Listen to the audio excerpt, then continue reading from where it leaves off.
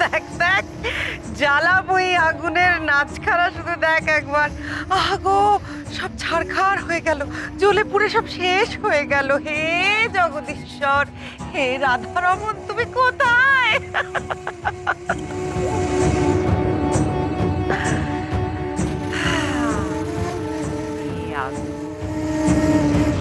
তো এবার প্রকাশ রঞ্জনকে বাড়ি থেকে টেনে বার করে আনবে, আর ঠিক তখনই প্রাণটা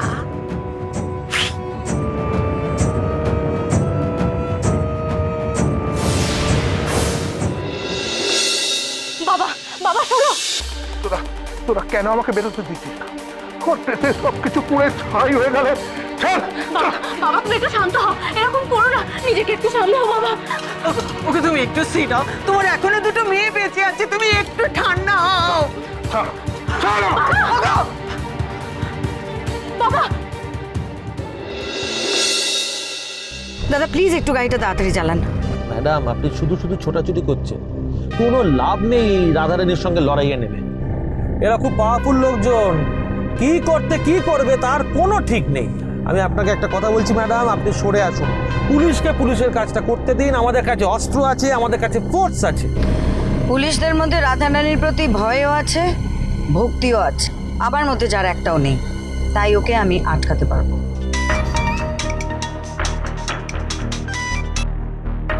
হ্যালো হ্যালো, অভয়দীপ একটু আগে এই নাম্বার থেকে ফোন করেছিল, আমি ওনার সাথে একবার কথা বলতে চাই। এক মিনিট ধরুন। ইরা, কি হয়েছে এরা?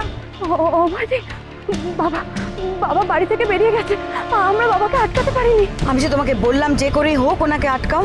বাবা আমাদের ঠেলে সরিয়ে দিয়ে ছুটে ঘর থেকে বেরিয়ে গেল, আমি আর মা বাবাকে খুঁজতে বেরিয়েছি। না না, সে কি, তোমরা শিগগিরই বাড়িতে যাও, বেরিও না বলছি। না, বাবাকে এভাবে ফেলে রেখে আমরা বাড়ি যেতে পারবো না।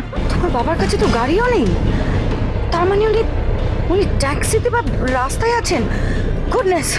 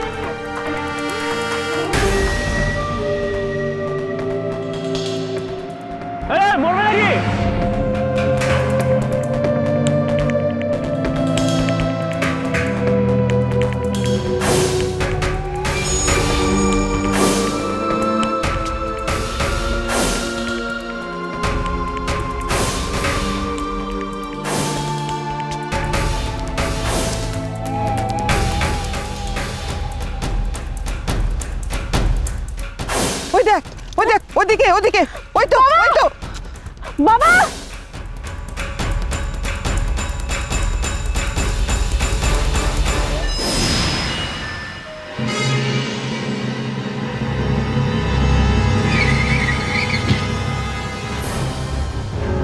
বাবা,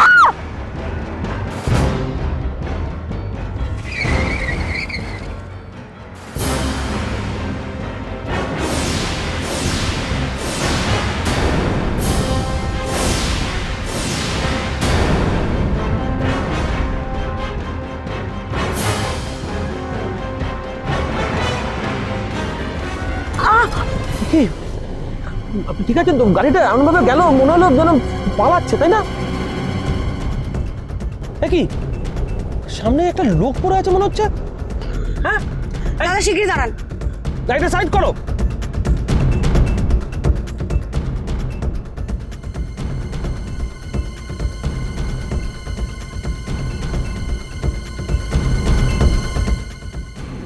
বাবা বাবা বাবা কি বাবা বাবা কি হয়েছে তোমার বাবা বাবা কি হয়েছে তোমার?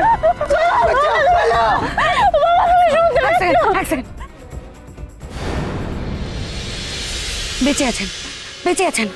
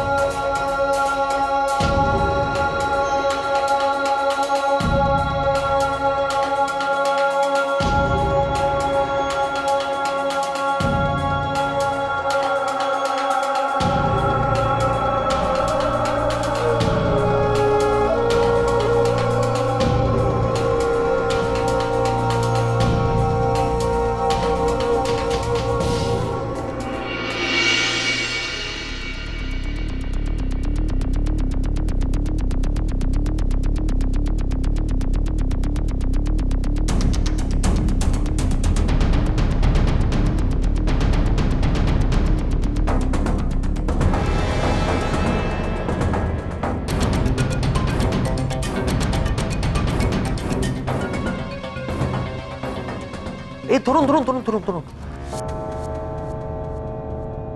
দুধ চিনি ছাড়া। আপনি তো পছন্দ করেন। অনেক কষ্ট নিয়ে এলাম। Thank you.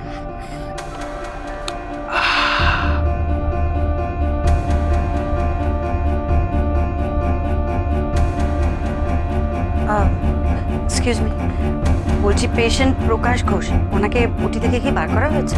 না ওনার কন্ডিশন খুব ক্রিটিক্যাল হেভি ব্লাড লস হয়েছে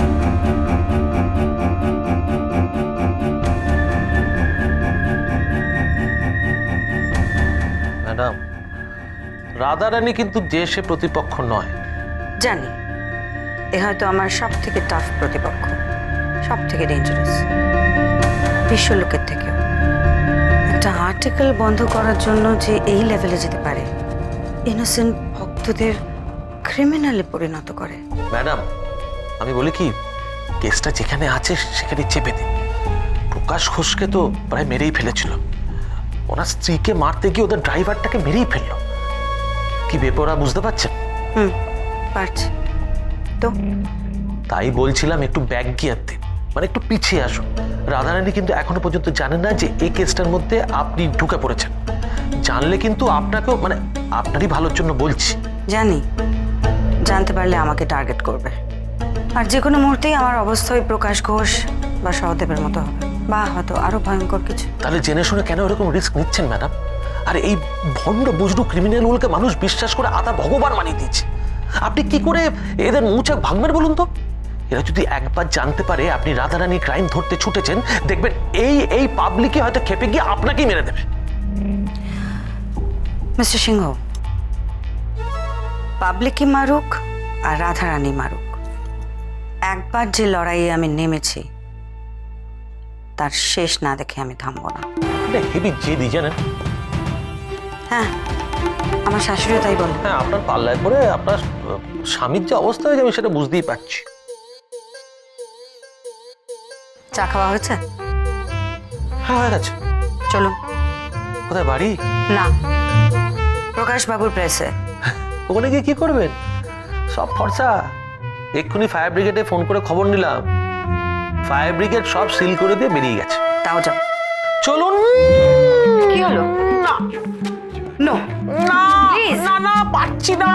গরম চা, বুঝতে পেরেছেন তো? এতক্ষণ অনেক কষ্টে চেপে রেখেছিলাম, কিন্তু একটু যাবো ম্যাডাম। আপনি না বললেও যে থাক।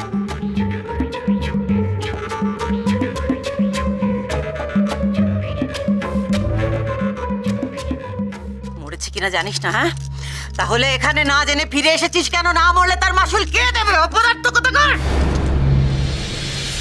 ম্যাডাম, ম্যাডাম, কি? প্রকাশকে পুলিশের গাড়িতে তুলে নিয়ে গেছে। সেই পুলিশের গাড়িতে একজন মহিলাকেও দেখা গেছে। সেই মন্দিরার শাড়ি পরেছিল, কিন্তু মন্দিরা নয়।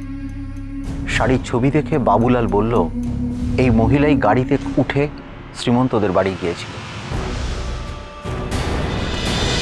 জয়কার।